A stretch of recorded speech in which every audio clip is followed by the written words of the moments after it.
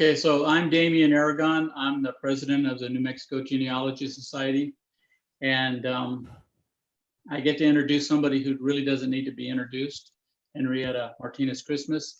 She's going to be talking about El Paso, working with online records in the El Paso area. I also wanted to touch base on the fact that we're going to have our annual conference next month. The week in 2 months, I'm sorry. That's right, August 27th to 28th. It's $30 per person. We have 2 live keynote speakers, a number of recorded lectures. There's also going to be door prizes. So I just want to remind everybody that right on the New Mexico NMGS.org webpage is where you can register for the conference. And at this point, I'll just pass it over to Henrietta. Good morning, everybody. I'd also like to mention that our next month's speaker is Jordan Jones. If you work with Evernote, he's going to be doing a presentation on Evernote for genealogists. So it will be July 10th at 10 a.m. and I hope to see everybody attend that. I think that'll be great. So let's kind of just get started with El Paso. I work in the El Paso records probably about 30 to 40% of the time I'm doing research. And so it's an area that I think a lot of times in New Mexico tends to get just forgotten all the way around, because El Paso was really part of New Mexico up until 1821. And one of my favorite friends, authors, mentors, Oka Jones, in his book, Los Poblanos, talks about the first recorded marriage of Spaniards in November of 1678 between Francisco Archuleta and Bernardina Baca. And so there were people living in El Paso long before the Pueblo Revolt. In fact, the church there had been built in 1659 or in Juarez. And so think about the back and forth, the fluid, the Camino Real, people passing through there, coming up north when you're doing research in that area. Some of the photographs I used in the PowerPoint presentation are from this Texas Post Office mural book. It's got some really nice photographs and history in it. If you're interested in that, I would encourage you to buy the book. I saw it in Texas, and so I was a little enamored with it and decided to go ahead and use some photos from there. Otherwise, most of the photos are my own.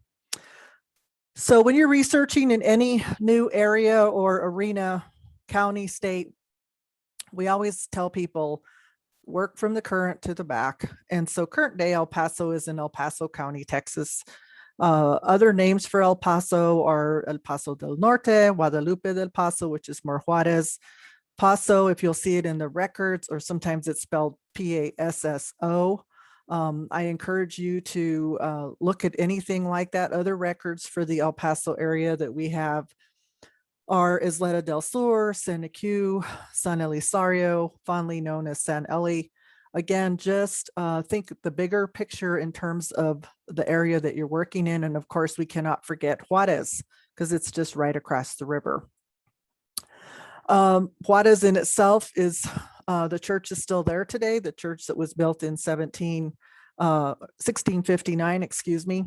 If we didn't have the Rio Grande River there, it would just be a really short distance from this area of mission churches in El Paso to Juarez. And so again, this place has been around since Coronado and other explorers were coming up and down what would later be known as the Camino Real. One of my favorite go-to books in terms of place names, and I call it cheating a little, but it's a Blue Guide to Mexico. It's a travel book. They don't make them anymore, but they have the version, there's several versions, but the version I have, fits my needs in terms of research. But when I've been to Mexico, I mean, you can pop it open. It tells you street names, place names, things to do. Of course, it has railroad stations. This is a modern day, not an older version. And I really like it because it'll tell me some historical facts that I need to use. And I suggest, even if you're just going to Mexico today, try to buy a used copy someplace, because I find it very helpful. They have pictures, maps, and other things, instead of maybe using the Cubas book. Maps are essential to doing research. going to show you some things I've found. But I would suggest getting several maps, not just one, because the Rio Grande has changed course. And so, of course, the area then is very fluid. This map on the right is actually from their San Elizario Plaza arena, where they have a lot of these maps and historical, I don't know what you call them, place name type things of what happened in the area. And on here, you can see the dotted lines. You can see where the missions of Isleta would go into Juarez, so on and so forth. So current day maps, older maps, land grant maps are all valuable in terms of looking at material for the El Paso area. The go-to book for doing Mexican research, of course, if you want a place names book, is the Antonio Cubas Garcia book. It's called Diccionario Geográfico, Histórico Biográfico de los Estados Mexicanos. And it's online, free with Family History Library. I have the citation here, but I also have a handout for you today. So those of you that attend will actually get an email with handout material to follow up on. And so just get to know the area and kind of understand what's available. Here's a closer look at that. You can see where it shows El Paso, and then off to the left, it says the Mission de Nuestra Señora de Guadalupe, de los Mansos del Paso del Norte. So leave it to Spaniards and Franciscan priests to make these long names. Today we call it Guadalupe, or it's known as in Juarez, Our Lady of Guadalupe. There's the Mission of San Lorenzo, Senecu, San Jose, and then as you cross the river, on this map, you can see Interstate 10, but literally you're going across to the earlier missions of Isleta, Socorro, and San Eli. Basically, this map at the top shows a little bit of Fort Bliss. So it's really a border town. It's very fluid. Again, a great depiction here of what you can find. So other places that you can find maps, and these are not online resources, but if you start doing more research in the area, you're going to want to start going to the libraries. And I really suggest, if you can get to El Paso, to UTEP in El Paso, they have a fantastic library. But look for gazetteers, local histories, vertical files, books. The last time I was at UTEP, they're open 24/7, the library. So it's hard to leave there. They have a lot of film. And again, just things that you might incorporate into more research. The other thing to do is see what's been done already. So there has been a lot of research and publications for the El Paso area. Websites such as the New Mexico Genealogical Society. We actually have links to records that would involve the El Paso Juarez area. University of Texas, El Paso, or the whole UT system would have some. I have to really shout out to Aaron Magdaleno for his research for the Juarez, what we call BMDs. We have a link on the NMGS page to that. We also paid for some translations, abstractions a couple years ago. We have a finding aid for Part 2, Reel 6 of the Juarez archives. There are New Mexicans mostly in that film. And if you haven't been to that finding aid to look for your family, you're missing out, because there are a lot of people in there that were actually up and down the Camino Real doing merchant business.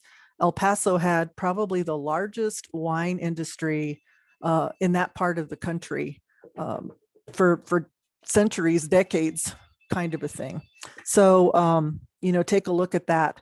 My favorite researcher, I think, who's done the most work in El Paso is actually Dr. Rick Hendricks. So, you can reach out to people and see who has done what, or what manuscripts, books, etc. Marriage investigations for the El Paso Juarez area, we call them all kinds of things: prenuptial investigations, diligencias matrimoniales, they're called informes. Pretty much, I talked to Rick about a month ago. He thinks that all of the DMs, prenups for the El Paso Juarez area have actually been abstracted, if not by Fran Helico Chavez, then by him. So he and John Colligan did 2 prenuptial investigation books, and then they also did another book for HGRC. These are also online. They're linked to the NMGS page. They'll be in your handout.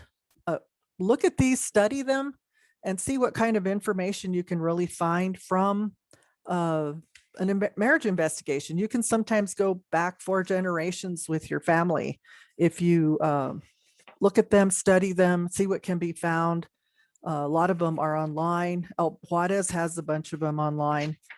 And again, you just need to be patient and read them. I mean, there's nothing worse than the laborious tediousness of reading Spanish documents, especially when they're in bad handwriting. This is the book that HGRC published. I'm going to say about 2014, 15. Rick and Rob donated it to HGRC, and it's probably has the last final tidbits of what we call the Catholic Archives of Texas that would hold DMs in there.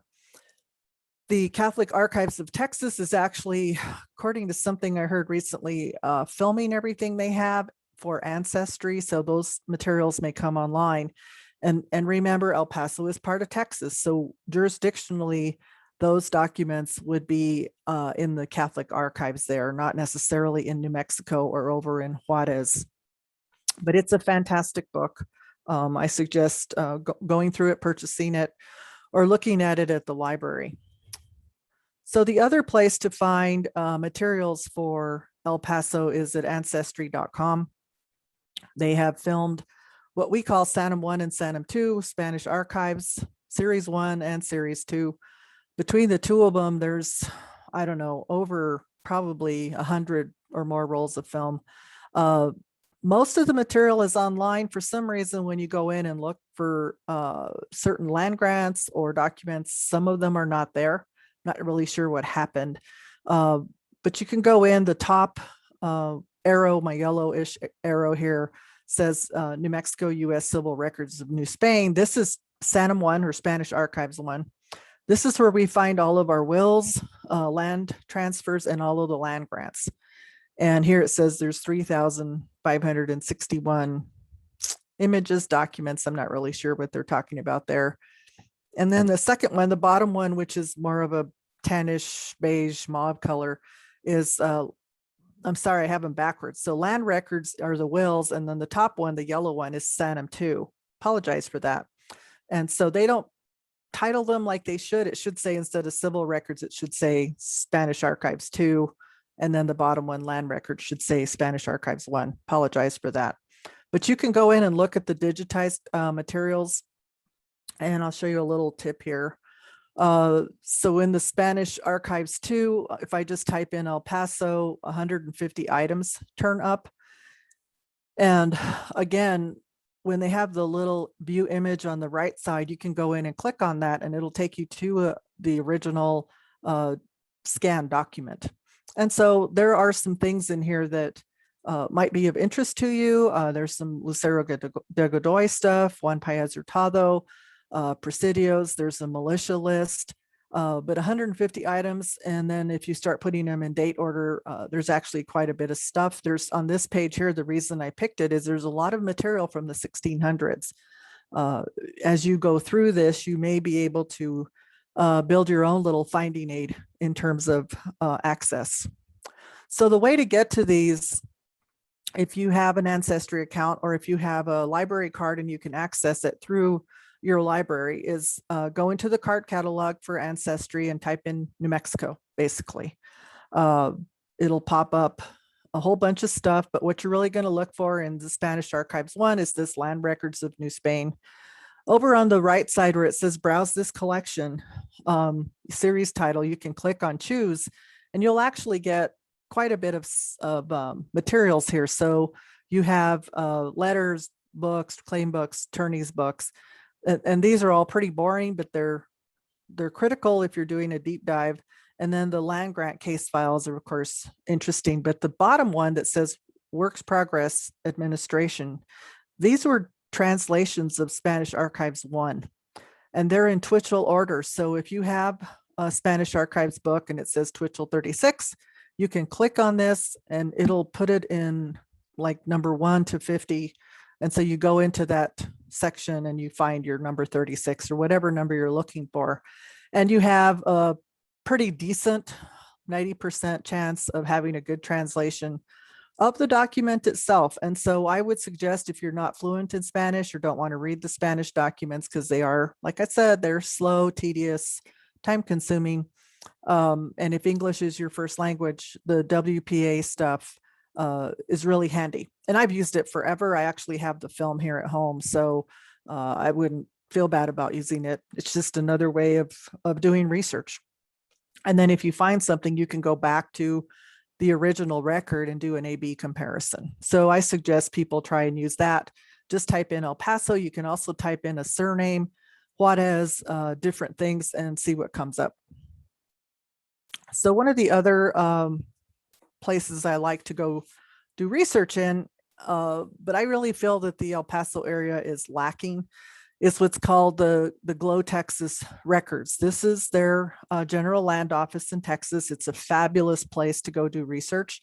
They still don't have a whole bunch of stuff for El Paso, but what you can do is go into their store and type in El Paso and see what area maps they have. Now you can use those maps for free, which is really nice, but they put them in the store and I'm not really sure why. Again, they're really kind of useful, handy. I asked recently why they didn't have more materials. I guess they just haven't really concentrated on the, as I call the west tip of Texas. So I know that there are more maps besides what they have. Excuse me, this is Isleta del Sur, one of the mission churches. A lot of my family actually is from, would have attended this church. And it's a big building. It hasn't changed much. It's a little cream colored now. In 2007, it was painted white. Again, just, get down there. This is a map from that store. At the top, you have town tract of Isleta. It comes down, you have Isleta, the church I just showed you, and then you have the Socorro tract, and then down in the right-hand side, you have San Eli town tract, and then you have the El Presidio de San Elisario. So again, it gives you a depiction where the river ran, what things might have looked like, and I don't know what the date of this is, but things do change. So I would suggest that you try, again, just looking in the GLOW Texas records for any information. Another way to get to stuff in there with the GLOW Texas is through the land grant files. And I just typed in San Elisario. And of course, what comes up, it's in El Paso County. We already know that. It's their abstract 165. All land records are put into districts. So like in New Mexico, we have two districts, Santa Fe, and I think the other one is Las Cruces. And so theirs is the Behar First Archive, which really is from San Antonio West. Then they probably have a Behar Second. So the file number for El Paso is 1007, but you can go all the way over to the right side where it says PDF and click on that, and it'll give you the land grant information that they actually have on file or online. And it's not much, but depending on the time period that your family may or may not be in that area, it can be critical to your research. Here's some maps from that land grant file. Here's San Eli sketch 1 with the river. Little sketch 2 here, they have some roads going down this way, and then this windy Rio Grande River. And they had some more sketches. So the next less utilized, I think, materials for El Paso are something that we would call manuscript collections. In Texas, they have something called TARO. So it's the Texas Archival Resources Online. Again, if you go in there and you type El Paso, you're going to get a whole bunch of material. Now, one of the things that you will find, the two that would be of interest to me would be these WPA records. Again, these are interviews of people done from 1935 to 1945. It says San Elisario, El Paso County. We have those here in New Mexico too, all the WPA records. Ours reside at the state archives. Some of them are online. Again, these are critical files if your family lived in that time period in El Paso. The one that is of interest to me more, I guess, is this Janos Presidio at the Benson Latin American Library at UT Austin, where the garrison, or they call it the troops of San Elizario, in relation to Janos. I think Mona Hernandez has published that list in some places. I would still continue to try to look for more of that. So again, people don't realize that what a manuscript collection is. It's actually something like if your family donated a whole bunch of files to a library and they put it under your name. So Juan Chavez's family takes letters, wills, and all these old documents to the state archives, and they put them in a folder with its own little archive. It becomes part of a manuscript collection. It's not really part of these greater Sanam 1, Sanam 2 type of things. And I think the equivalent for New Mexico would be the Rocky Mountain Online Archives. Tarot is actually pretty good. And not everything will be in there, but it's worth taking a look. So the other way to look for materials in the Juarez, El Paso area, obviously, is through Family Search, my best place to send people to. Most people go in, they go to the catalog, they type in a place name. In this case, it's El Paso, Texas, United States. I always click online because we've been shut down for a while. I can't really go to the Salt Lake City library. But check online, and you'll end up getting some materials that will surface for that name, and it's not much. So it'll have some notes. El Paso was created in 1850 from Behar, Texas. Go figure why their land records are in Behar, District 1. The county seat, San Eli from 1850 to 1866. Then they have Isleta, more San Elizario, more Isleta, and then today, present day El Paso. They tell you where it's part of, and then all of these little towns, and then of course the census information. Fabens is actually an old town that dates back to the San Eli Socorro Isleta days. Tornillo is another name that you'll see. But these censuses are not online. They are a book. So if you click on that, they're going to send you to a book that you can look at if you go to the Salt Lake City Library. They have the book at El Paso at UTEP, and I'm sure they have it in a few other places. But this is one way of looking for stuff. The way I prefer to look for things when I'm researching in a new area is under keyword search. So I would type in El Paso, Texas, again online, and in this case 672 items came up that I can start clicking through or eliminating or putting on a research list that I want to go through and just take a look and see what's there. I mean, they have parish registers, they have manifests for aliens. A lot of that stuff is now popping up, guides to El Paso, Texas. And so I would suggest that when you do, again, a dive into El Paso or any new area, that you do a keyword search and see what kind of materials come up. I actually even saw something in California for El Paso that's part of the 672 vast items of things that you could start looking at. So, utilize those types of things. They also have a surname search. You can type that in, titles or authors. But I think starting with just the broader El Paso area type thing is better in this case. One of the other parts that we can't forget, of course, is Juarez, which is right across the river. Again, Chihuahua, when you get into Mexico, all of these items will now be in Spanish. So it's Ciudad Juarez, Chihuahua, Mexico. That is the official name of the city of Juarez. You can go in, again, type in keywords or type in place names, and you'll get this. So some of the records that we would be most interested, depending on the time period, are these parish registers from 1671 to 1918. And again, more parish registers, 1727. I would look at the difference here is this is the archive, the Diocese Archive of Ciudad Juarez, and this one is in the Diocese of Chihuahua. So they could be a little different. They are different. And again, I would look at Aaron Magdaleno's materials before you start going through these. they're not too bad, but there's parts of them that are not great. And then I find that a lot of New Mexicans that ended up down in the Juarez, El Paso area, if they're from New Mexico, they may be across the river in El Paso and go to like St. Patrick's Church. Again, this is a jurisdiction type of thing. The El Paso records, the jurisdiction for them actually goes all the way into Las Cruces, the little town of Doña Ana, across the whole southern border of New Mexico. When you start looking at those records, it will say the Archdiocese of El Paso. So again, keep in mind what diocese you're in, because that's where the Archbishop would have been located. These later ones here, 1927 to 1957, are in the Chihuahua Diocese. So we only have the one that was in Juarez, and then everything else switches over.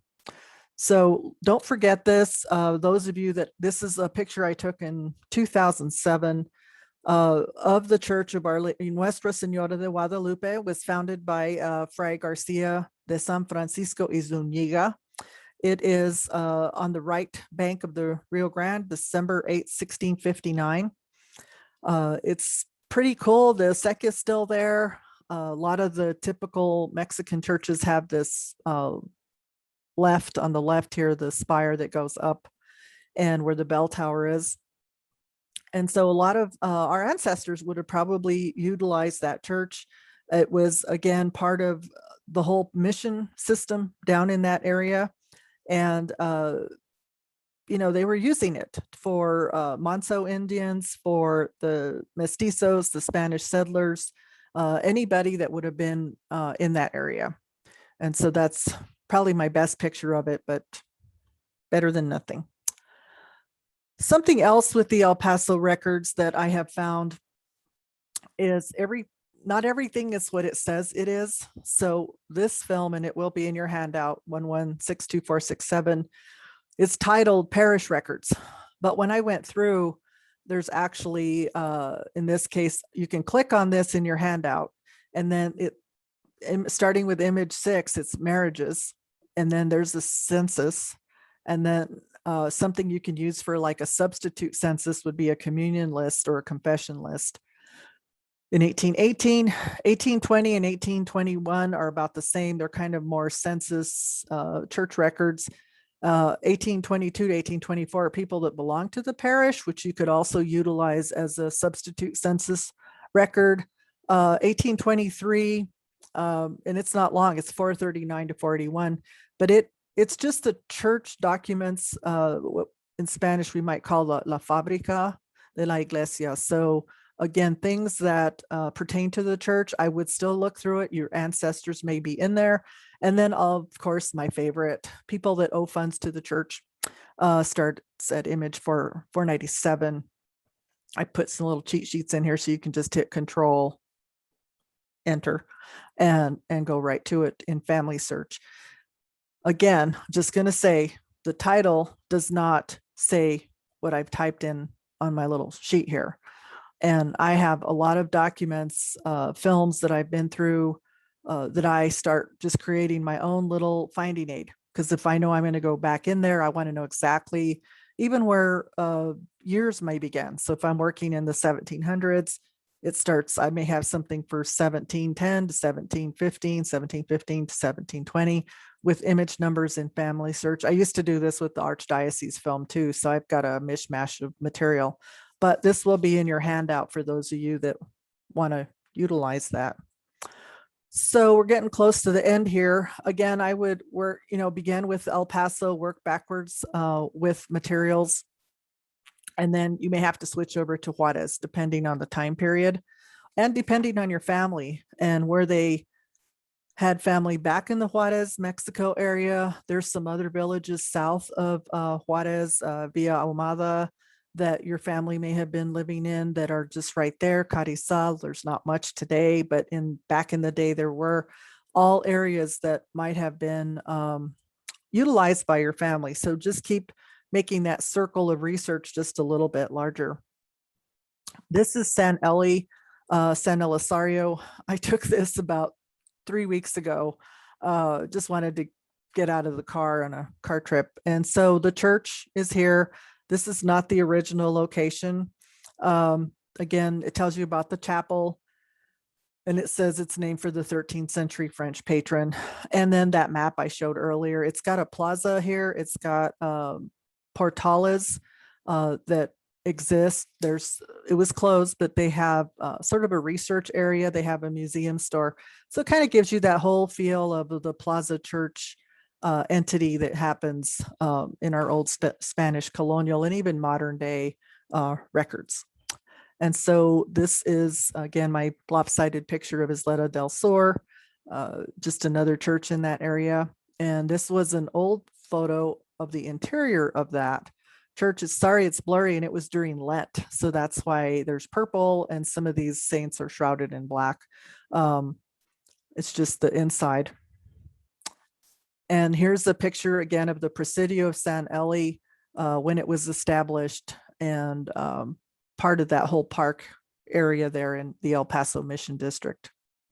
And with that, I will take questions.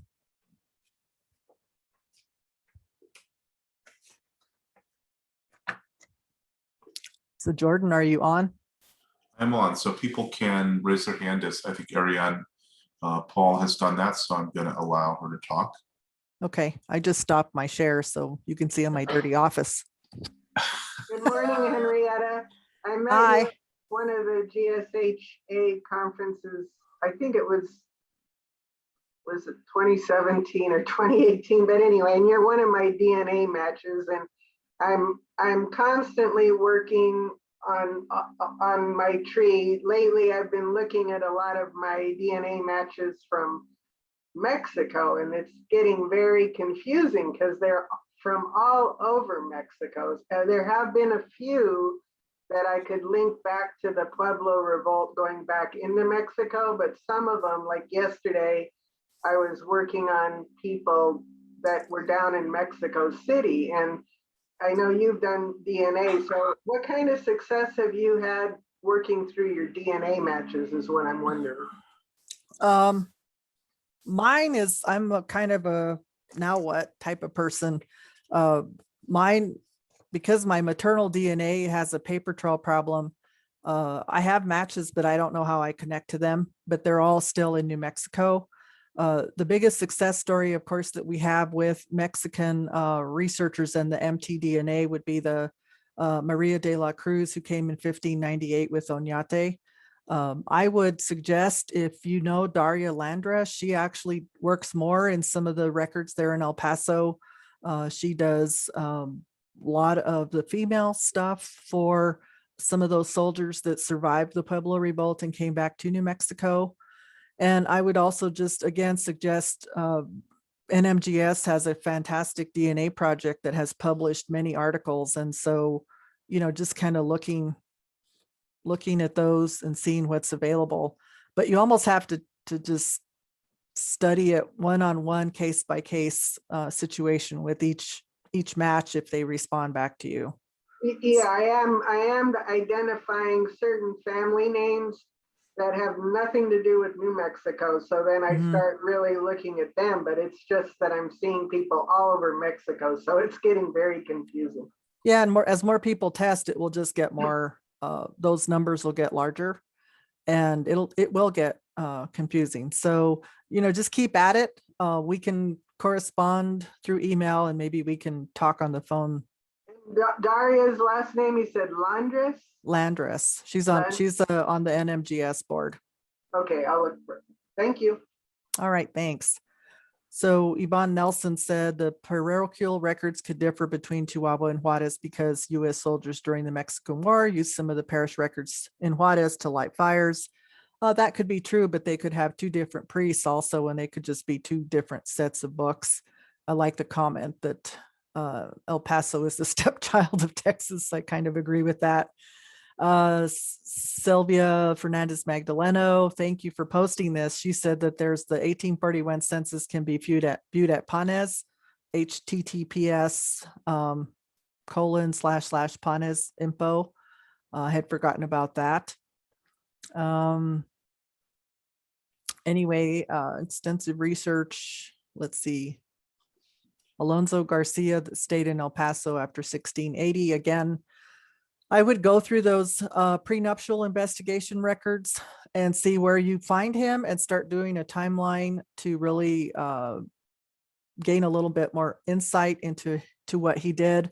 If you're talking about Alonso Garcia de Noriega that had the 3 children that came to New Mexico, I think you could probably find quite a bit of information on that. And then, yes, Yvonne, thank you for posting that. The Linnaeus blog has published many other censuses and primary documents if you're doing online research. We have a link to her site also on the NMGS website. Okay, Lisa Chavez, Santa Fe Presidio. Is there any similar list that exists for El Paso? Actually, there are not. W.H. Timmons has written quite a bit about El Paso. Rick Hendricks. Best way I think to find El Paso soldiers is really to go through those Diligencia books and take a look and see if they are noted as a soldado, soldier, cabo for corporal, alferez for lieutenant, that type of thing, that you can actually maybe start building a list. There are some things in the Spanish archives too, which is not the land grant ones, but the other one where all the military records are.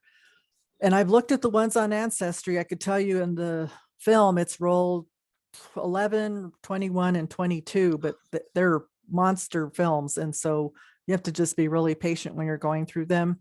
If you could email me separately, I could probably point you to some other records that I have. And then Vincent Ramirez says, for New Mexico records and archives, what is the best resources for El Paso? Again, it would be the Spanish Archives 1 and 2 series. If the New Mexico State Records Center and Archives open, they have quite a bit of stuff. The Hispanic Cultural Center has the Juarez microfilm. There is a finding aid for that. I actually have it digitized too, and I don't know if I can email that because it's a big file, but we might be able to work something out. And then the Center for Southwest Research at UNM campus, and they are open. I was just there on Thursday. You can make an appointment to go in, and you can go through their finding aids. They have a whole bunch of material in films, in boxes, in books. And so I would look there too. And then if you get, that's not enough, email me and I'll give you some more stuff to look at. Rebecca Ortiz, yes, it's being taped, has been taped already actually. And so it will be live for viewing later. And I think, Jordan, at the end of this, you'll be able to email everybody the handout. It's kind of what I understood. So we'll have the video posted on YouTube. I'll also put a link to the handout on YouTube, and then I'll have email to everybody who signed up, including people who weren't able to make it for whatever reason. They'll get a link to the video and a link to the download that you're providing. Okay, thank you. He's our superstar techie guy, so I have to always rely on him. Tracy, yes, the only way to access SANM online for people outside of the US is through Ancestry. That is correct. And unless you buy like the Twitchell books, the finding aids, sometimes that will give you enough information that you can be specific enough that maybe, you can reach out and we can help you get a full copy of that. But currently the only way is really through Ancestry right now. Christine Wakefield, is there a version of the Twitchell records you recommend for research? I think what I showed you online for Ancestry with the WPA records is actually the best. I have the books and I have all the films. So I spent years and years with microfilm books and readers and stuff. And once this stuff went online, my microfilm reader hasn't been touched. So I would say that, again, just keyword search. I didn't even talk about doing a Google search, but there are keyword searches that you can look for, I think, that would be the most helpful. So any other questions? I'm trying to just get through these. I think we're done. I think I got them all. Anyway, thank you all for joining us today. Like I said, we're have a next speaker in July. I've already forgotten the date because 10th. I'm the 10th. Hope to see everybody there. I use Evernote. I think it's a fantastic tool, especially when you're doing research logs or specifically working on a project that you have to move around quite a bit or you want to put away for a while. It's a good way to leave breadcrumbs for yourself. So I hope you all join us next month. Again, thank you for spending some time with us this morning. And I hope you all sign up for our virtual conference. And with that, we will leave you. Thank you again.